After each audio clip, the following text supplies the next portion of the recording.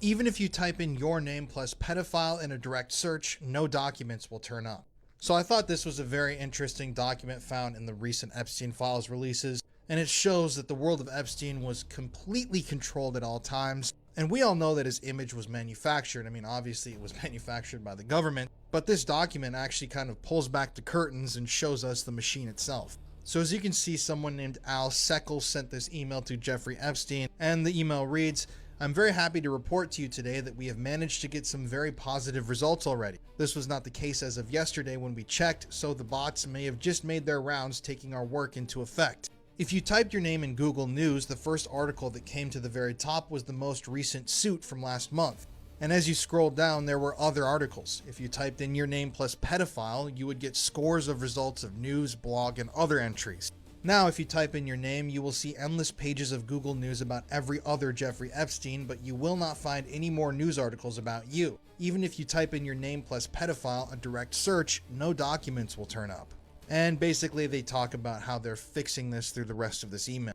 So obviously it's disturbing to see somebody actually helping a pedophile remove the kind of pedophile stigma that surrounds them as a person after they face the music and are convicted for sex charges against children, even though, Epstein really didn't ever face the music at all.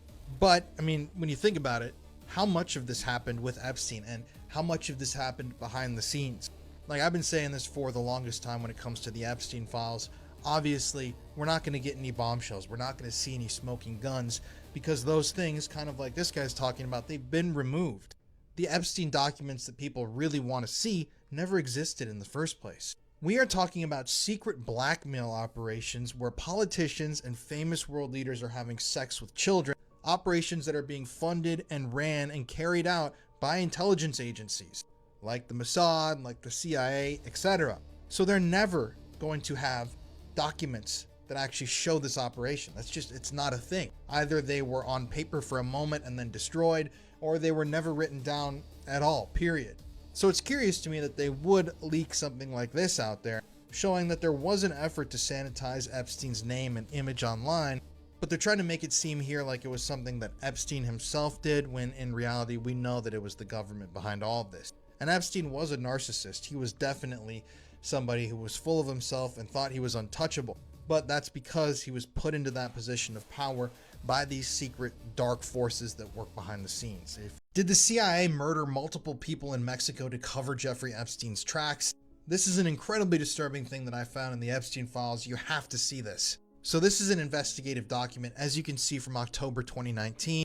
This comes directly from the FBI, and it reads, "This lead was generated to follow up on information that a USC Richard Marchenko is in custody in Mexico regarding a child sex ring investigation by the Mexican authorities that is purported to include video evidence held by Mexican law enforcement officials of Jeffrey Epstein engaging in sex acts with minors. The said minors were reported as possible USCs. Basically, it talks about the fact that there's allegedly this video footage of Epstein and the powerful men that he gave children to raping children, and it states that the Mexican authorities were in possession of these videos. The tip also continues, it says, basically the guy who called this in stated he has some type of Mexican deputization and is working along with a female former South African law enforcement official on the Mexican investigation. Turner has been insistent that Richard Marchenko, who is a former U.S. Navy SEAL, is currently in custody in Mexico City, and Turner states Marchenko is being held on charges pertaining to a child sex ring, and a Mexican law enforcement official known only to the author as Jorge is in possession of a trove of video footage of Jeffrey Epstein and other United States citizens engaged in sex acts with minor children, some of whom are reported to be United States citizens as well."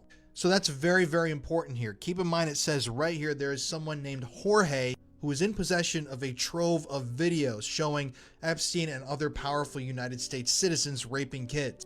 But then we have to go to another unrelated file where we have an email chain between Ken T, this guy Ken, and someone whose address is redacted. They're basically trying to set up a call here. You can see they're trying to set up a three-way call, use the cell number. But then we get here, Jorge wants to know if we can schedule a call for this coming Monday. So that seems to be the Jorge that they were talking about who had possession of the Epstein tapes. And Ken T is trying to reach out to somebody, I'm assuming, to provide them with the tapes to facilitate this contact. But later on, Ken T states, We've had another serious incident since an American shot the trial judge in our child sex trafficking case here. He and I both think the latest incident is tied to the fact we have reached out to your team. Who on your team knows we are talking to you? Anyone assigned from NSA, CIA, or US State Department? People's lives here are in jeopardy. We've had 4 armed attacks against us. My partner has shot and killed 2 and wounded 5 American agents to date. Numerous white American agents following us in vans assigned to the US Embassy. Jorge was attacked and lost his arm. So basically they're saying that they're trying to bring this up to US officials, but they're being shot at, a trial judge's murder. Jorge has lost an arm, and they've killed US agents, intelligence agents. But that's it. There's no further information at all about where this led or what really happened here. And to kind of wrap this whole thing out, you can see at the very top, this guy is begging. Ken Turner is begging. I believe that this is to the FBI or some authority. I mean, it doesn't show who these messages were sent to, but they're obviously sent to a task force. So I believe it's an FBI task force. And he's begging them, saying, we have killed American agents. We are being tailed by intelligence services. Somebody is attacking us. They murdered a judge. It's basically a war zone. We've killed American agents. And the guy at the top just says, my task force is not affiliated with the intelligence community. If want, arrange a call time. That's it. So do these emails show the existence of that blackmail material? Did somebody somehow steal that from Epstein or the raid on Epstein's ranch, and they were trying to use it for some sort of leverage, or obviously to maybe leak it all out? We don't really know, but I would like some answers here, because they're making some pretty big allegations in those communications saying that US agents not only murdered Mexican authorities, but there were multiple United States intelligence agents that were murdered because they were trying to take hits out on Mexican authorities. It's mind-boggling stuff. Let me know your thoughts. Who is this guy that's seen in the Epstein Files? I need you guys to help me figure out who this is. Now, to me, this could look like the former Israeli Prime Minister Ehud Barak, who was documented to have been a very close friend of Epstein's. And there have been some disturbing allegations made against Ehud in the past, specifically that he's an extremely violent rapist who prefers little girls. But this is just another photo in another PDF file in the entirety of the Epstein Files. And we don't know who this guy is. I can assume that this is a naked victim that he's pictured with, but there's just no context. The DOJ, the FBI, they give you no context with any of these images. And I want you to remember this very, very clearly. Pam Bondi and Kash Patel have clearly stated that there is nothing inside of these files that warrants a further investigation. They don't think that any of these girls are telling the truth, that any of these survivors were actually molested by people other than Epstein, even in the face of evidence that is mounting like this. So please share this video out, and let's try to figure out who this guy is, so that one by one we can at least name these perpetrators and ensure that their memory is forever stained, not only in global culture, but hopefully one day somebody will get prosecuted. And if we build up a database of information on all these perpetrators, maybe one day we'll get somebody honest into some sort of position of power who will want to go after the system. Because that's the sad thing. It isn't just Republicans. It isn't just Democrats.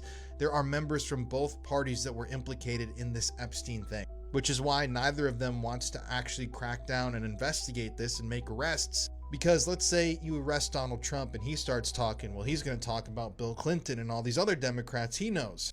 Vice versa, you bring in Bill Clinton and arrest him, he's going to spill the tea on Donald Trump and any other Republicans that he knows. But regardless, when I saw this picture, I was absolutely disturbed, and we need to put a bounty out on this guy's head to figure out, at minimum, who this sick, depraved creep is. Check out this poem, I believe, written by Jeffrey Epstein. I don't know technically who wrote this, but it is so disturbing. So it says, Nelson hires a clown for his kid's 7th birthday party. The clown gets up in front of the kids, puts his hand in his pocket, and says, if any of yous can guess what I got in my pocket, you win a prize. A kid in the front says, is it candy, mister? The clown says, no, it ain't candy. Another kid says, is it money, mister? The clown says, no, it ain't money either. Another kid says, well, what is it then? The clown says, it's my cock. Nelson grabs the clown, drags him into the kitchen, and says, what the hell was that? These kids are 7 years old. The clown says, I'm sorry, all right. I'm really hungover, and by accident, I went into my nightclub act. Don't worry, I got it together now. Nelson says, you better, or I'll call the police. Now get back in there and entertain those kids. They all love you. The clown gets back up in front of the kids and says, "Okay, kids, let's start all over again. If any of yous can guess what I got in my pocket, you win a prize." A kid says, "Is it candy, mister?" The clown says, "No, it ain't candy."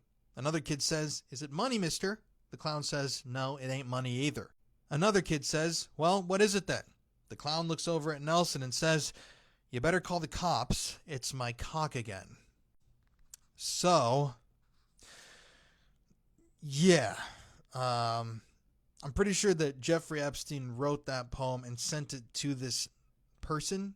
I don't know who he sent this to. It could be Nelson or somebody. I can't remember. I haven't been able to find who that would be, because you can see at the top, it seems like this is a response to that message. The person says, "Yo, Jay, are we going to get together? Blank. Cell number blank." So what a disturbing thing. What a disturbing thing to write in an email.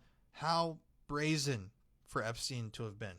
It seems like everybody knew that Epstein had this interest in children, and they knew that he was this disgusting, depraved, pedophile freak, and yet they did nothing. And, I mean, this shit is just so disturbing. There's so many instances like this in the files that I can read to you, but yeah, this is just one of many. Epstein invited me to parties at Mar-a-Lago. Now, we have heard from many victims at this point that Epstein and Trump were throwing these parties at Mar-a-Lago, and not just parties for adults. Oftentimes, these parties involved underage females, boys, and girls. So it's crazy to me that people would still deny that these things were happening. The woman who told me that information's name is Beatrice Kuehl. Beatrice has been in the news lately because she was invited to participate in a beauty pageant hosted by Donald Trump in the 1990s, but once she got there, she was cornered by Jeffrey Epstein. She was later invited up to a hotel room alone and assaulted by Donald Trump. Now, I'm going to let Beatrice tell you this part of her story, and you should definitely listen to the full episode because this is some shocking, shocking stuff. Because clearly Jeffrey Epstein was recruiting girls, and he wanted me also to attend the Mar-a-Lago party. And he said that Don likes me very much, and he wants me to come to Mar-a-Lago. And then he came with this famous sentence, "I will take care of you," which was very strange for me as a European because, I was not handicapped. So why should a guy that I have never seen take care of me? So for me, it was very strange. I don't know the guy, never heard of him, never saw him. He wants to take care of everything, of flights, accommodation. I should just pack and come to Mar-a-Lago. I found it strange from someone that I never heard, just within seconds, just offer me the world, I didn't like him as a person, as a man. He was absolutely not my kind. He was very slimy, very, like a snake, like that, coming always closer. And then he saw that Mar-a-Lago was nothing for me. Take care of you didn't work with me. Then he went on and wanted to offer me to meet his friends, his billionaire friends. Again, I was like, okay, but I'm here at a beauty pageant. I don't know why you want me to meet your friends, I just didn't get the idea of where do you want to bring me, or why, and what should I do for it, Because it's very nice when you hear that I will take care of you, but it means that there is a counterparty. I have to give something. So I was wondering when he will tell me what was the counterparty that he expected. New sworn testimony from the Epstein Files has once again implicated President Donald John Trump. This is a brand new breaking news story. These are allegations I hadn't heard until about 20 minutes ago. But holy shit, is this crazy. So as you can see right here, this signed statement was sent in June, I believe, 14th of 2025, and was addressed to the Assistant U.S. Attorney in the Southern District of New York. And this author states at the very beginning of this 32-page statement, "Jeffrey Epstein, my testimony places Donald J. Trump as a person involved in the, I believe that's sale of young women to the sex trafficking ring of Jeffrey Epstein and Saudis." So now we're implicating Saudis in all of this as well, which I have to admit is interesting because in a different file that we recently talked about, an Epstein victim actually cut out this picture of what I believe are Saudis to put in her trauma journal, which I think was implicating the Saudis as well, or at least players from the Middle East. So it's very interesting to see this kind of mentioned twice in these survivors or alleged survivors' testimonies. So basically in this document, the author alleges that Donald Trump was helping to facilitate the sale of children to Jeffrey Epstein and the Saudis. And there's a particularly disturbing paragraph or paragraphs towards the end of the letter where this person describes a time when allegedly a child was in a garage on their hands and knees, and Donald Trump was there inspecting the naked child. And according to this person, under this sworn testimony, they stated that Donald Trump said, "The pregnant ones don't make as much money, yada, yada, yada." And essentially, it's interesting because Donald Trump isn't being accused of actually abusing anybody by this author, but they are stating that Donald Trump was essentially facilitating the sale of children to Epstein and the Saudis. I mean, there's a lot more nuance to the story. You can go read it yourself, but those are kind of the basic allegations. So this appears to have been glazed over by the DOJ. And once again, you have Donald Trump in the actual national media saying that he was completely exonerated. Nobody found anything bad about Donald Trump in the files. This completely cleared his name. And he actually is acting like the files being released was a good thing for him. But he seemingly conveniently is forgetting the thousands of times that he's brought up in this investigation. When Mar-a-Lago is brought up by victims, when the parties at Mar-a-Lago attended by and hosted by Epstein are brought up by victims, and so much. I'm going to keep you guys updated, but yeah, this shit is just crazier and crazier by the day. There are so many bizarre references to dental work and dentists in the Epstein files. I don't really know what to make of it. You can see right here, Leslie Groff in 2013. Leslie was one of Jeffrey's assistants. She says, "Hi blank, Jeffrey would like to treat you to a manicure, haircut, and teeth cleaning. Can you let me know when you would be available for a haircut and the teeth cleaning? I will need to make your appointments." Then you have here a message, as you can see at the bottom, from Dr. Magnani, dentist. He is sending a message to Leslie, Jeffrey's assistant. "You have an 8:15 appointment tomorrow, Tuesday, December 10th. Please confirm." And then they basically confirm it. And Leslie, I believe, sends this to a victim. And yeah, the victim then goes to the dentist again. And you can clearly see that Epstein and Leslie are setting up these girls with dental appointments. Here you have another message sent to Jeffrey from someone redacted. "Dear Jeff, I went to dentist today. Everything is good. Here is the photos before and after. I am so happy. Thanks a lot." And what do you know? Here's another message talking about dental work. We don't know who this is between, but it's Jeffrey and someone that's been redacted. "You are right. Call me shy, but like this, I know I won't get anywhere. I might need a little favor. I don't know if I should ask though. I need a good dentist here because my teeth are in bad condition now, and probably I won't afford to go to a good one if I ask the agency." Then Jeffrey responds back, "Call me blank," and then says, "I've organized a dentist. He is the best in New York." Continuing on, here is another. This is between Jeffrey Epstein and another redacted person. This is the person sending the message to Jeffrey. They said, "Tomorrow I have another dentist appointment. Shall I go? Will you help me with the bill? I might be able to come this weekend. I'll let you know for sure tomorrow afternoon." And here you go. Here's another message from 2010. Someone wrote, "Jeffrey, thank you with all my heart for always being there for me. Do you want the dentist to send the bill directly to Leslie, or should I get it and send it to her? Huge hugs, Sophie." And then Jeffrey says, "Send bill to Leslie." Continuing on, 2011, here's another message sent to Jeffrey. "Hi Jeffrey, how are you? How was your flight? I went yesterday to the skin doctor. They said everything is okay. Just come after 3 weeks to check, and today after school, I'm going to the dentist." After school? What kind of school are we talking about? College or high school? Middle school? We don't really know. Leslie said, "You wanted clean teeth too. Thank you very much. I'm happy. Miss you. Kisses and hugs." And finally, there are so many of these messages, but I'll just read you one more. "Hi blank, how are you? I just spoke with Jeffrey and he gave me the permission to ask you to organize the dentist to remove my wisdom teeth. Do you know if I can go Saturday?" Then you see up there to Jeffrey, "Just confirm for me it's okay to make appointment for Margarita." So what is the meaning of all of this? Did Jeffrey want these women to have perfect teeth because he was pimping them out? Was this a part of the trafficking operation? Did he have some sort of weird kink? I know one of Jeffrey's girlfriends was a dentist herself, or dental hygienist, and he also seemed to have dental chairs in various properties. But I don't know. Let me know what you think about all of this in the comments. So I asked for help a few days ago in trying to identify who these children were that were seen in the newest Epstein files, and you guys actually gave me a very good answer. This appears to be Glenn and Eva Dubin. So Glenn Dubin up here is an American billionaire hedge fund manager, and his wife Eva Dubin right here, who used to go by Eva Anderson, according to all reports, dated Jeffrey Epstein from 1981 to 1990, right before he met Ghislaine. So I knew this story and I knew the Dubins, but for some reason I didn't connect the dots. I just didn't recognize them, but this definitely seems to be them in these images. And it's already concerning to see somebody like Jeffrey Epstein hanging out with kids, having kids sit on his lap, playing around with children. But there are so many disturbing, bizarre, and incriminating messages shared between the Dubins and Jeffrey Epstein that will have you shocked, to say the least. For example, here is one of the messages that I found in the exchanges released in the Epstein Files. So as you can see here, this is one of the examples that I found. Jeffrey Epstein in August of 2010 sent a message to who I can assume was Eva Dubin, and his email read, "I'm at the ranch blank."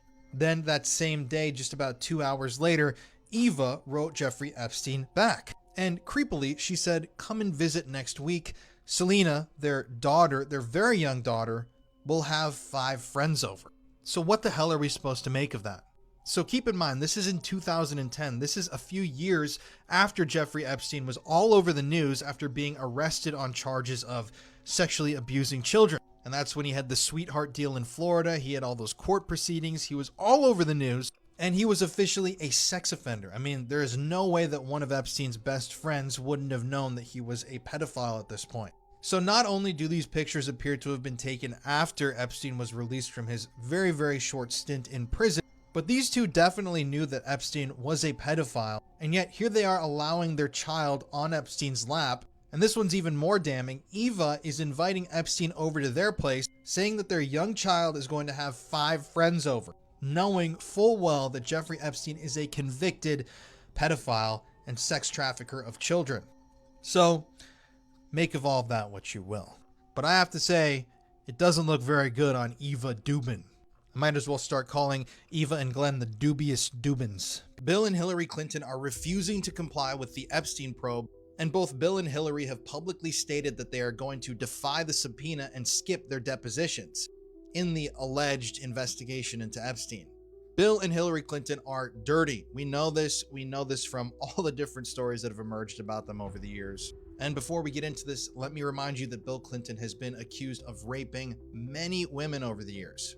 So it's not like this guy being a sexual predator is out of question. However, Bill and Hillary released this joint statement yesterday after they defied a subpoena and Hillary failed to appear on Wednesday morning for her scheduled deposition statements. Now, in this letter, Bill and Hillary Clinton state that they are not going to comply with the Epstein investigation because they essentially feel like this is a witch hunt. You can pause this and read the text of this letter for yourself. It's a pretty long, lengthy letter, but as you can see here, it was signed at the end by Bill Clinton and Hillary Clinton.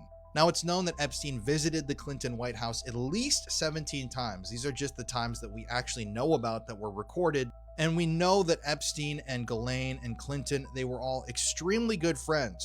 They frequently traveled together. There are photographs of Bill Clinton with alleged Epstein victims. There are allegations, obviously, made by Epstein victims against Clinton. So he is clearly not innocent in this story. And obviously, Hillary would have known all about this. She would have known his travel plans. She would have traveled with him at times. She would have known anything and everything about Epstein. She was, after all, the first lady at the time that Epstein was visiting the White House. And it's a commonly held belief that the Epstein intelligence gathering operation was specifically created to target Bill Clinton while he was in the White House. And then it just blossomed into this extremely evil, ugly beast. They do make some good points in this letter, though. They state, "The facts speak for themselves. You subpoenaed 8 people in addition to us. You dismissed 7 of those 8 without any of them saying a single word to you. You made no attempt to force them to appear. In fact, since you started your investigation last year, you have interviewed a total of 2 people. 2. Now, I don't think that Bill and Hillary are innocent. Obviously, that's not what I'm saying at all. But in a way, I do agree with what they're saying because this Epstein investigation has been not interviewed witnesses. They have not interviewed Epstein victims. They have not interviewed people that are important to. And it is true, even though I believe that Bill and Hillary are completely complicit in the Epstein thing, the focus is being placed on them so that the focus isn't placed on other individuals. Mainly the people with all the power right now who are technically in charge of the entire investigation. So I do think that they should compel Bill and Hillary to come in to testify. And I think they should subpoena other people like President Donald Trump. He probably knows a lot about Epstein that he could tell investigators if they actually got off their asses and started investigating. Because you can claim all day that you're investigating, but if you're not actually investigating, then all you're doing is actively perpetuating a massive cover-up. That I will never be in the room with that disgusting person ever. So that was Howard Lutnick, Trump's Commerce Secretary. And just today we are learning out that everything he said was a lie. So obviously Howard Lutnick, I mean, just look at him, he's a slimy fucking dude. But he recently came out in an interview and stated because he was neighbors with Epstein, he ran into Epstein frequently. And he stated in that interview, which was recorded just a few months ago, that he and his wife at one point, after all these dark things came to light in about 2005, completely cut Epstein out of their lives. And you can hear him virtue signal in that interview and talk about how, oh, they decided we're not gonna have this disgusting man around us. But if you're gonna have any sort of position of power in the MAGA administration, obviously we all know you have to love and endorse pedophiles, and you have to be a really good liar. Well, you don't even have to be really good, you just have to lie all the time. So here's an email that was leaked today by the DOJ from Leslie Groff, who was Jeffrey Epstein's assistant. You can see this was going to Howard Matthew Lutnick. Friday, December 21st, 2012, which is curiously 7 years after Lutnick claimed he decided he'd never associate with Epstein again. And this is years after everything that happened with Epstein in Florida, after he was declared publicly and nationally a sex offender who molested young girls and children, essentially. So you can see in this email, Leslie writes, "Hi Matthew and Candace, might you be able to give blank a few more details regarding lunch this Sunday? Do you know if it will be just Howard and his wife? Any kids coming along? Will they arrive J.E.'s Island via their boat? And around what time is good for them? If you could pass along when you know, that would be great. Blank or CC'd here. Thanks, Leslie." And then our good buddy Howard, who, remember, claimed that he cut off contact with Epstein in 2005, writes, "Okay, lunch on Sunday, see you then," which I'm assuming meant, as Leslie wrote, lunch on Epstein Island. And then even more damningly, before those emails, Howard actually sent Epstein an email, which is linked down here. He said, "Hi Jeff, we are landing in St. Thomas early Saturday afternoon and are planning to head over to St. Bart's, Anguilla on Monday at some point. Where are you located? What is the exact location for my captain? Does Sunday evening for dinner look good? I have another couple, Michael and Marcy Lerman, with me on my boat, and each of us has 4 children, 2 16s, 2 14s, a 12, an 11, and a 7-year-old. Thanks, Howard." And that's as in Howard Lutnick. Creepily, this guy and his friends were bringing over children the same age that Epstein's victims were, 16, 14, 13. And this was years after Epstein was arrested and given that deal for molesting teenage girls. So this guy knew that Epstein molested children, and yet he decided, along with his friends, to bring children of his to Epstein's pedophile island. Where are you? Are you okay? I loved the torture video. That is an email sent to somebody that has been redacted from Jeffrey Epstein in April of 2009. It's a very simple message, but a very telling message. I loved the torture video. Now, obviously, we all know that the Epstein scandal has involved plenty of notorious, wealthy, powerful individuals, and I've been talking for years on my social media about the reality behind snuff films and torture rings. Those are real things that exist in the real world. A few weeks ago, I covered the Sasha Riley story. I did a whole video breakdown on my YouTube channel and my podcast, The Conspiracy Files, but basically Sasha Riley is a victim who has come forward, who claims they were allegedly molested by Trump, trafficked by Epstein and the ring itself. But he talked extensively about torture and being filmed during torture. There are actually a lot of victims that have come forward and stated that they were tortured sexually and physically. There are lots of allegations of murder, especially within these tip sheets that were also released today. At one point, I believe it's a security guy actually claims that if a girl continues to speak up, she might end up as fertilizer. But none of this is new. People who've actually studied this story for years, like I have, and know investigative journalists, and I even know survivors, everybody knows that Epstein was not only producing CSAM materials, which really in effect served as blackmail material, but it also seems like he was producing, if not snuff films, torture productions. I mean, there are lots of different accounts from survivors that have escaped really, really bizarre circumstances. For example, there are survivors who have talked about Epstein's attempts at human cloning. Some people have claimed they've seen two of Epstein in the same room, like there were 2 Epsteins. Others have claimed, obviously, they were tortured with different implements and devices. The list goes on and on and on. And I'm assuming that for people who are willing to pay top dollar, Epstein would have been really willing to do anything for those individuals, which would have included, I'm guessing, producing torture and potentially snuff films. So when I saw this, there's no context here, but it says so much. It's a very short video, but it's so very fucked up. And if you want me to go down the rabbit hole and present some of the evidence that I've kind of come across on this topic, please let me know. I've done a bunch of videos about these things on my YouTube